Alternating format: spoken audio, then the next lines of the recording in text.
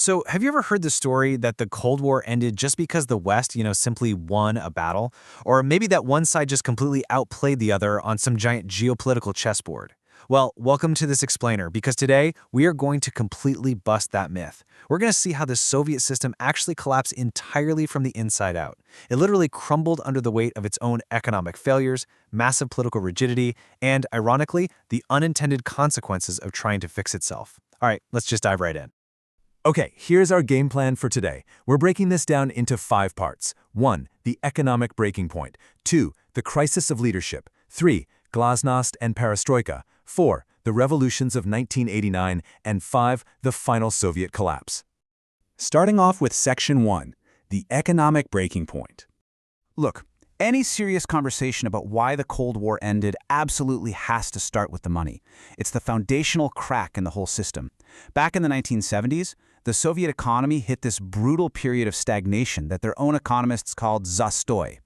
Now think about the sheer contrast here. Early on, the Soviet economic model had some very real, undeniable successes. They industrialized at breakneck speed in the 30s, pumped out an unbelievable amount of military gear in World War II, built nukes, and of course beat the US to space.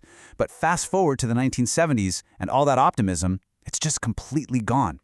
You see, top-down central planning was actually pretty great if you wanted to build massive steel mills or 1,000 tanks, but it completely failed when it came to running a complex, innovation-driven late 20th century economy.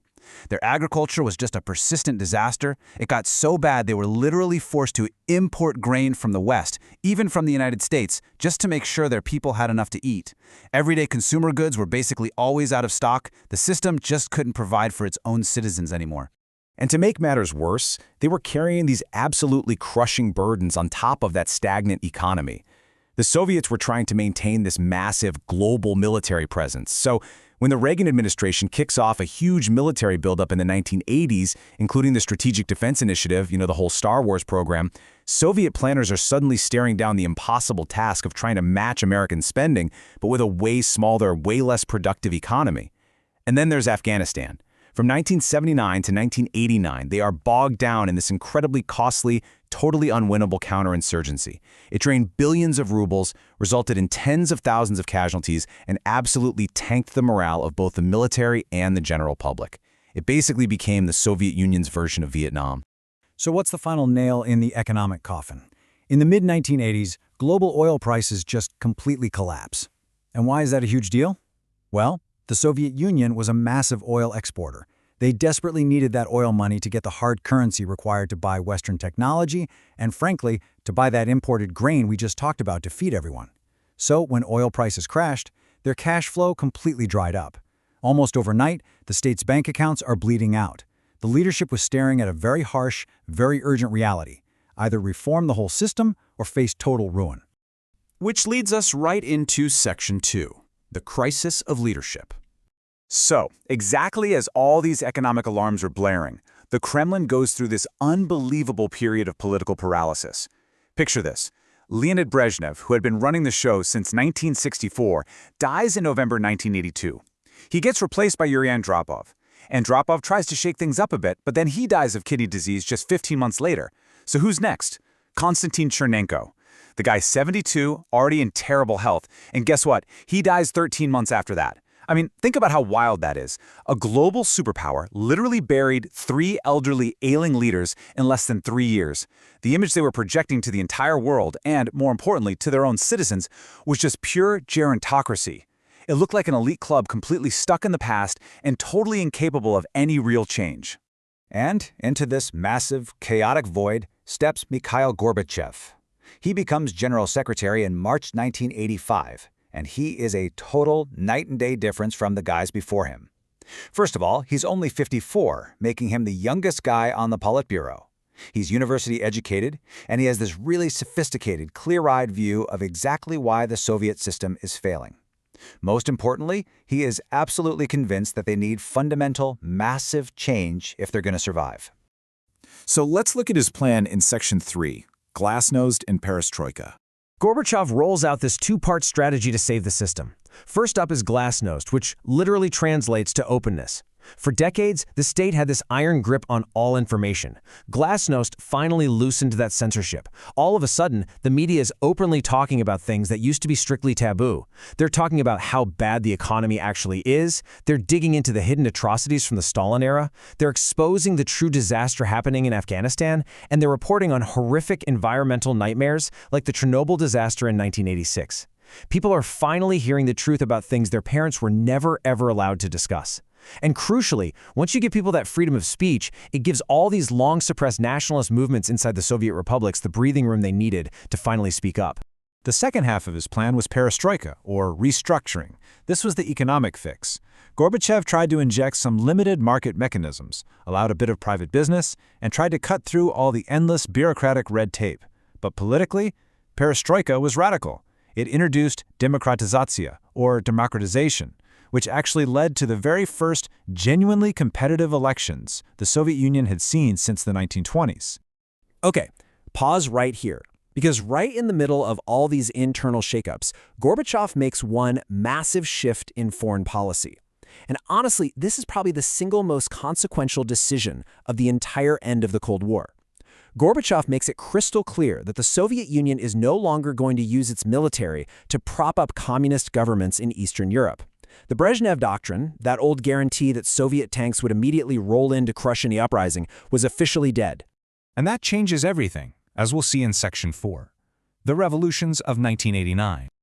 The literal second the people of Eastern Europe realized that the Soviet tanks weren't coming to save their corrupt leaders, the whole political landscape flipped upside down. It sparked this incredible, peaceful domino effect. In Poland, years of pushback from the Solidarity trade union finally forced the government to hold partially free elections. Solidarity completely swept them.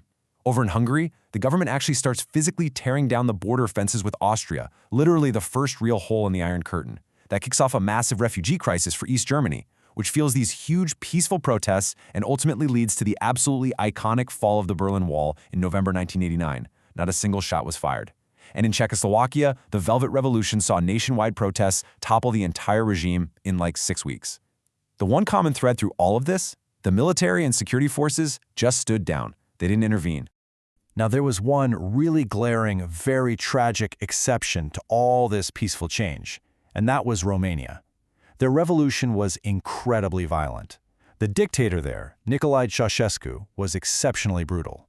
His secret police, the Securitate, were deeply embedded everywhere, and they were fiercely loyal to him.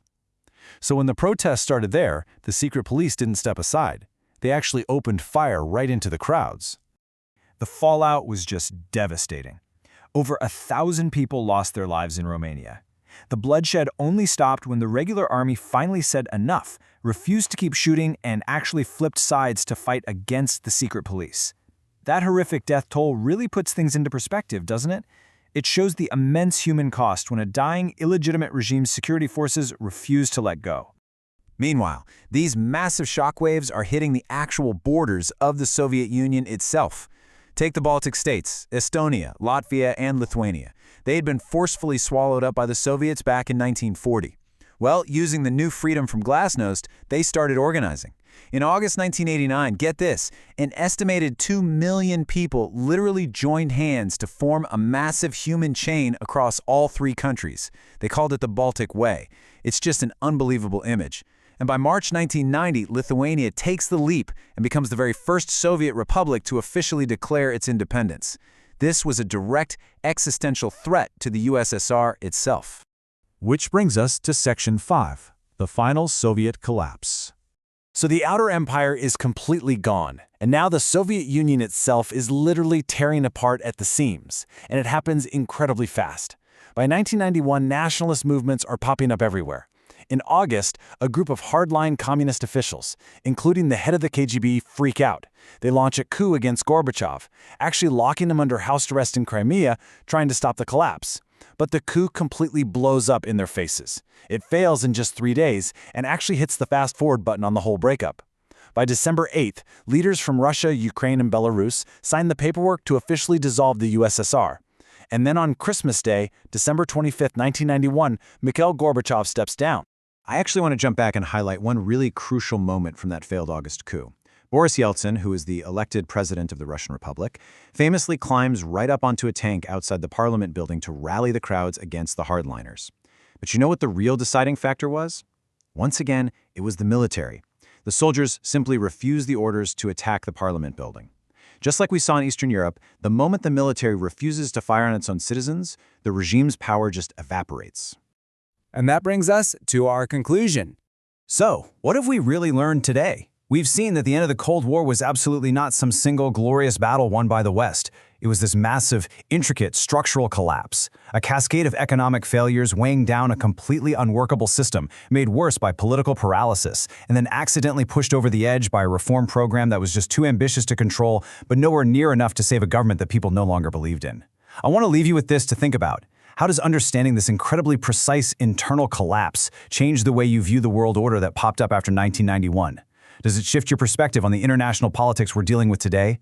Keep that in the back of your mind as you keep digging into history. Thank you so much for hanging out with me for this explainer, and remember to always keep asking the big questions.